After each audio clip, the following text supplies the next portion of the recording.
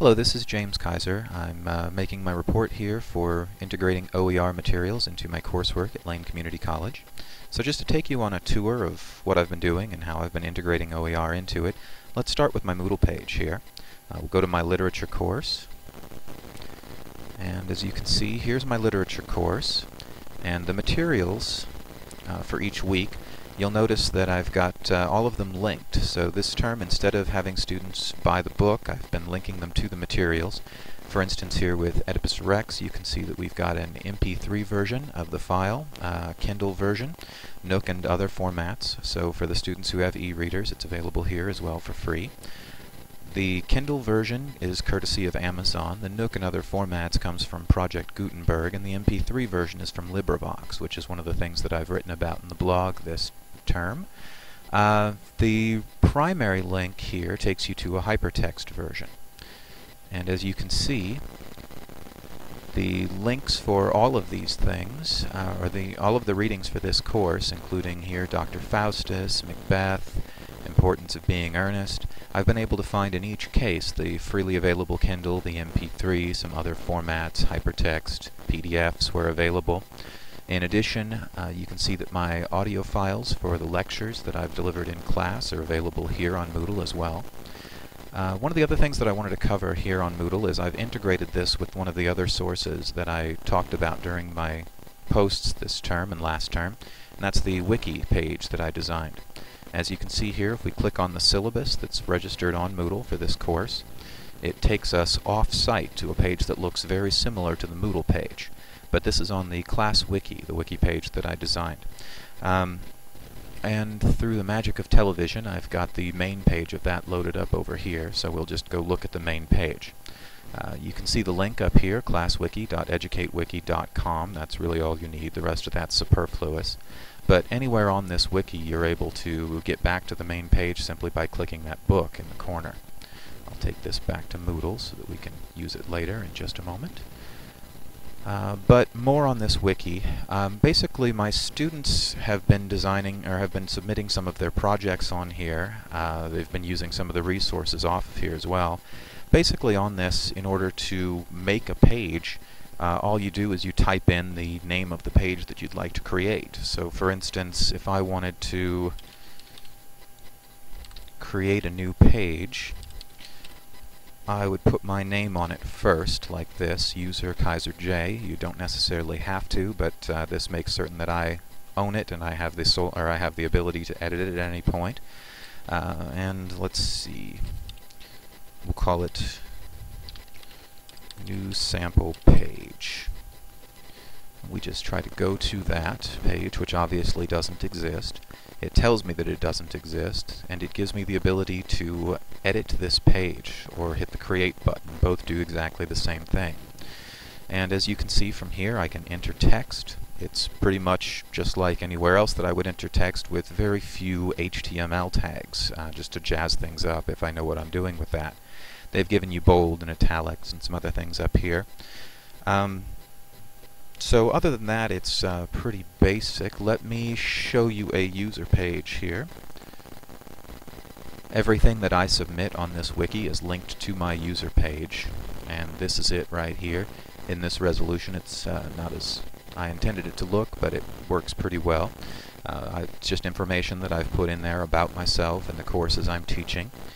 And several of my students, in order to get extra credit, have done this as well. For example, here we'll take a look at my 115 class. This is something that I taught last term, and this is just the same as my syllabus, but when I click on the schedule, I've uploaded a schedule to the wiki as well that's very similar to the one on Moodle. And if we look at the schedule here, we can see user pages, and let's take a look at one of these student user pages that they designed. Here we are. This was a 115 student, and she designed this, put some information on here, and linked some of her work that she submitted for that course to her user page right here. So that's what I've been encouraging students to do with that. Another thing about this, though, I said that it was linked through the Moodle page. Let's go back over here to Moodle, and we'll look at my 122 course. Well, actually, let's look at my 121 course from last term, since the 122 is still ongoing. Okay. That's the wrong 121 course. This is the correct 121 course. That's the one that's already been completed. Okay. So here we are again in another course.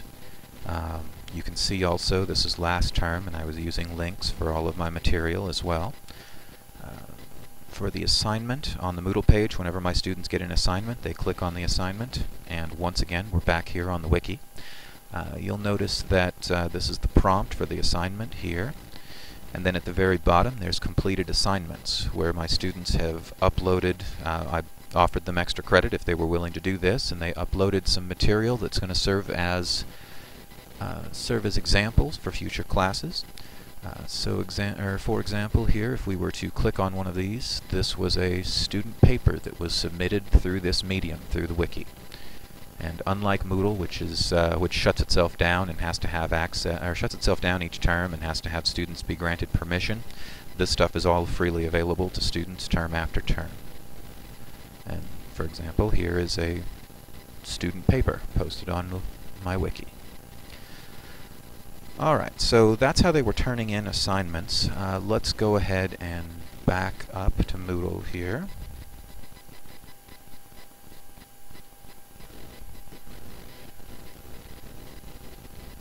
Okay, and we'll come back to that in just a moment.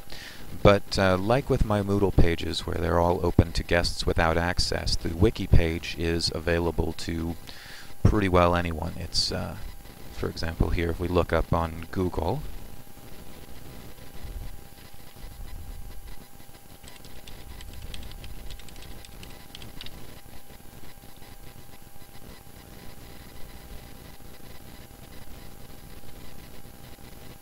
there it is right there. So, like I said, they're publishing their material when they submit it this way, and I warn them about that and make certain that they are willing to do that. I don't require it, but I do give them the opportunity to do so.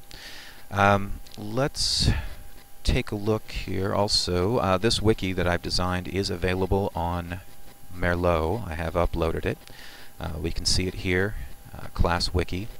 The link is not particularly useful at the top there, but if you search under my name or search for Class Wiki, you should be able to find it. I have also linked it on the blog post that I did about that material.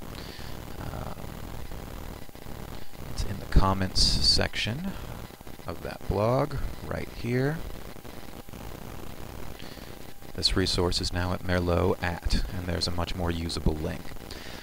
So over the course of this developmental period here, I've ended up converting 4 courses to open resource, so they are all textbook free now.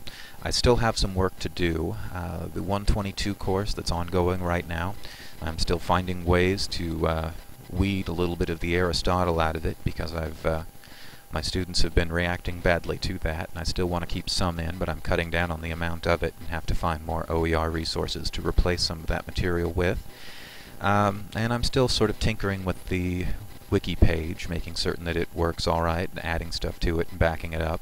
As a hiccup, last term we had when the big storm hit the East Coast, we had flooding, and that site went down for 2 weeks, so I was without that, but that's the perils of doing things that aren't attached to Lane Community College.